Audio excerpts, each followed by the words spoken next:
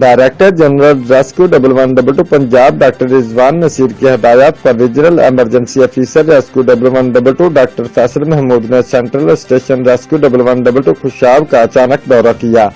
دورہ کے دوران ڈاکٹر فیصل محمود نے ریسکیو آلات، rescue ambulance, rescue control room اور ریسکیو اسٹیشن پر جاری ترقیاتی کاموں کا فزیکلی معائنہ کیا، جن کے متعلق district emergency officer rescue 1112 Khushab engineer حافظ عبدالرشید نے تفصیلی بریفنگ فراہم کی۔ ڈاکٹر فیصل محمود نے ریسکیو سے دورانہ خطاب کہا کہ عالمی وبا کورونا کی دوسری شدید لہر ملک بھر میں آ چکی ہے اور ریسکیو 1112 اس مشکل کی گھڑی میں دکھی انسانیت کی خدمت کے لیے دن رات کوشاں ہے اور ہر خاص و عام کو بر وقت اور بلا تفریق ریسکیو سروس کی فراہمی ہماری اولین ترجیح ہے۔ ریسکیو 1112 عملہ کو تلقین کی کہ وہ کورونا وبا کے پیش نظر احتیاطی تدابیر کو مد نظر رکھتے ہوئے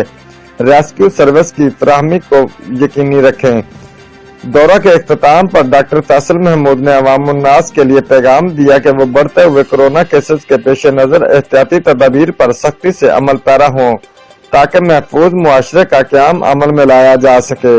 report Malik Ahmed Saeed Awan, bureau chief Geo express news, Khushab.